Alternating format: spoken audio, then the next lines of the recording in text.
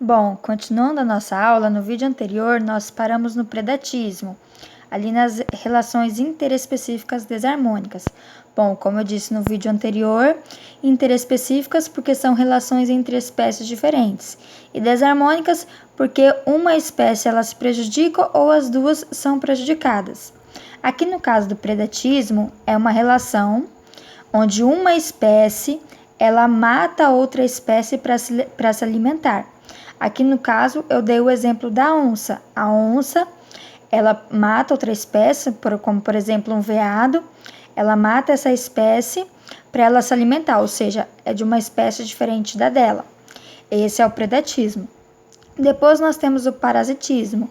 O parasitismo é quando uma espécie ela precisa de outra espécie para ela se alimentar e sobreviver, ou seja, ela precisa estar dentro de outra espécie para ela sobreviver. Aqui no caso eu dei o exemplo da lombriga, a lombriga que nós temos no nosso organismo, nós temos no nosso sistema digestório. Elas precisam estar ali para elas sobreviverem, para elas se alimentarem. E como consequência, nós somos prejudicados. Depois nós temos o amensalismo. O amensalismo é um tipo de relação onde uma espécie ela inibe a propagação de outra espécie. Como exemplo aqui, eu dei o fungo penicillium, que é um fungo que através desse fungo é feito um antibiótico. E o que ele faz? O que esse fungo faz? Esse fungo ele inibe a proliferação de bactérias no ambiente. Ou seja, quando a gente adoece por conta de uma bactéria, a gente toma essa penicilina, que é um tipo de antibiótico, que ela vai agir no nosso organismo, inibindo a proliferação dessas bactérias. Ou seja, o amensalismo, ele inibe que uma outra espécie se prolifere no ambiente. É a inibição. E por último, nós temos a competição interespecífica, que é a competição entre espécies diferentes. Aqui, como exemplo, eu dei a hiena. O que acontece? O leão, ele vai e ele mata uma presa para se alimentar daquela presa. E a hiena, ela vai e rouba essa presa do leão. Isso é um tipo de competição interespecífica, ou seja, é uma competição entre espécies diferentes. A hiena, ela compete o leão por causa da presa que a mesma abate, ou seja, a hiena, ela rouba essa presa do leão. Isso é um tipo de competição interespecífica. Bom, pessoal, depois nós estudamos sobre os ciclos biogequímicos existentes. Nós sabemos que os ciclos biogequímicos são elementos químicos que existem na Terra e nós vimos as formas como esses elementos são retirados e devolvidos para a atmosfera. Nós estudamos sobre o ciclo da água. O que ocorre aqui no ciclo da água? A gente sabe que aqui nós temos o mar e a água presente no mar, ela começa a se evaporar e se condensar dentro das nuvens. Lembrando que a água ela é evaporada através da energia solar. Essa água ela se evapora e se condensa dentro dessas nuvens. O que ocorre depois? Essa água condensada ela vai se precipitar, ou seja, vai chover novamente e essa água vai voltar para o mar. A água do mar ela evapora, ela se condensa nas nuvens e ela se precipita novamente em cima do mar. Mas o que pode acontecer aqui? Essa nuvem onde essa água está condensada, ela pode ser levada pelo vento. Ela pode ser levada pelo vento, chegando a um ambiente terrestre, chegando na atmosfera terrestre. E ela pode se precipitar sobre a Terra. Essa chuva que é precipitada sobre a terra, essa água que é precipitada sobre a terra, formam os lagos e os rios que a gente conhece, formando esses lagos, esses rios, e também forma a água do subsolo, que é conhecido como lençol freático. E como que essa água vai ser devolvida novamente para a atmosfera? Através da evaporação, como nós vimos, que é através da energia solar, a água se evapora, e também através da nossa respiração e da nossa excreção. Então, lembrando, a água aqui do mar, ela se evapora através da energia solar, ela condensa aqui nas nuvens, depois de condensada, ela se precipita novamente em cima do mar, ou seja, chove novamente em cima do mar e essa água é devolvida para o mar. Mas também pode ocorrer dessa nuvem ser levada pelo vento e essa nuvem se precipitar sobre a terra. Essa chuva precipitada sobre a terra formam os lagos, formam os rios e formam o lençol freático. A água nós devolvemos através da evaporação, através da nossa respiração, através da respiração dos animais também e através da excreção. Depois nós vimos o ciclo do carbono. Nós sabemos que o carbono é um componente químico presente na atmosfera e um componente extremamente essencial para o nosso organismo, porque todos os componentes químicos, todos não, a maior parte dos componentes químicos são compostos por carbono, então ele é um elemento extremamente essencial. E como ocorre aqui no ciclo do carbono? Aqui no ciclo do carbono, a plantinha ela vai fazer a fotossíntese.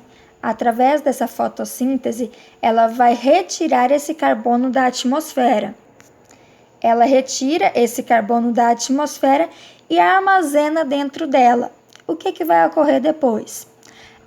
Esse carbono ele vai ser transmitido através da cadeia alimentar. Aqui, como por exemplo, nós temos um esquilo. O esquilo ele vai se alimentar dessa planta e ele vai absorver esse carbono presente na planta.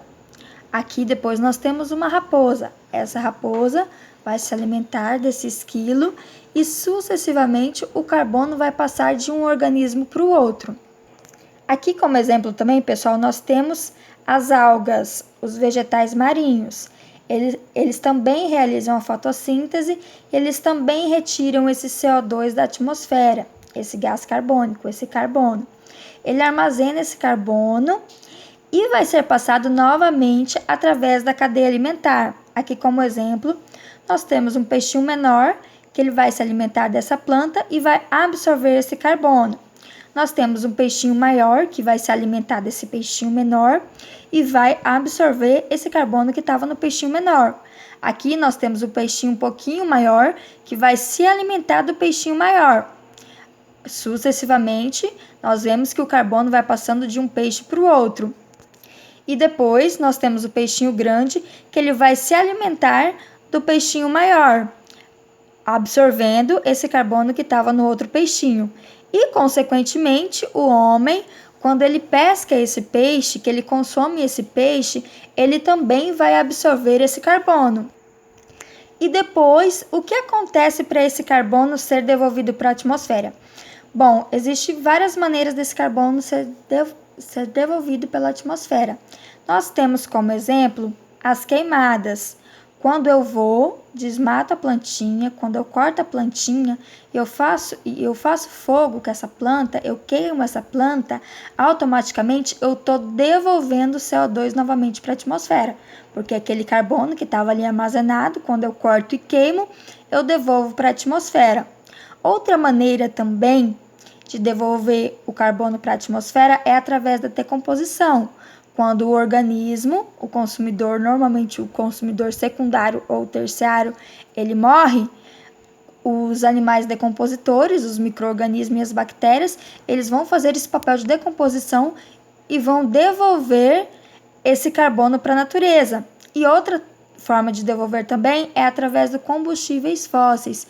Quando eu faço a queima, a combustão de combustíveis fósseis através de indústrias, como nós vemos indústrias de petróleo, quando eu faço essa combustão, eu também devolvo para a atmosfera esse elemento químico, eu também devolvo esse carbono, porque quando um organismo ele morre num local onde não tem oxigênio, esse organismo ele vai se fossilizar.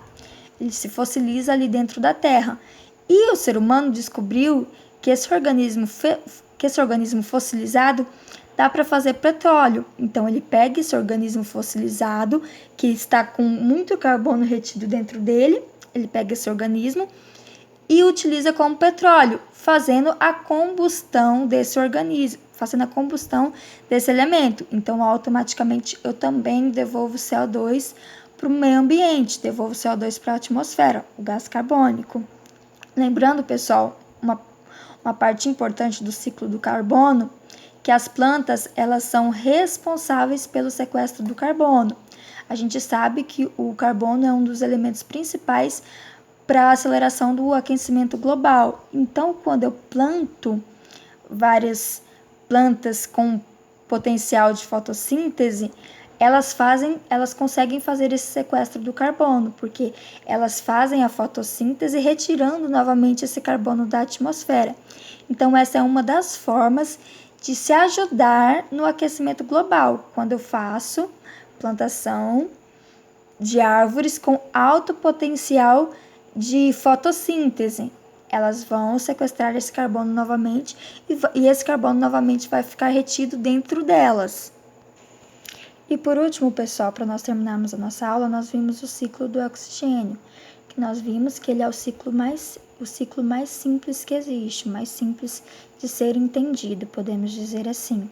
Porque o ciclo do oxigênio nada mais consiste na retirada do oxigênio atmosférico pelas plantas através da fotossíntese, ou seja, as plantas fazem a fotossíntese, retiram esse oxigênio da atmosfera, oxigênio atmosférico, e libera novamente ele para a atmosfera. Esse oxigênio que é liberado, os animais respiram ele, inspiram ele. Nós também inspiramos esse oxigênio. O ciclo do oxigênio, ele está inteiramente ligado com o ciclo do carbono, porque o ciclo do oxigênio, aqui ocorre a retirada do oxigênio, esse oxigênio atmosférico fica reservado aqui na plantinha, e esse oxigênio, depois de alguns processos, ele é liberado novamente para a atmosfera. Esse oxigênio, os organismos inspiram ele.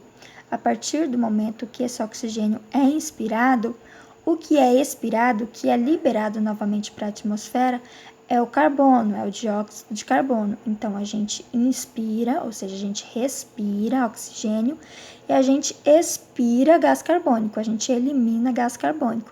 Por isso que o ciclo do carbono e do oxigênio são inteiramente ligados, porque um depende do outro. Bom, pessoal, por hoje é só e até a próxima!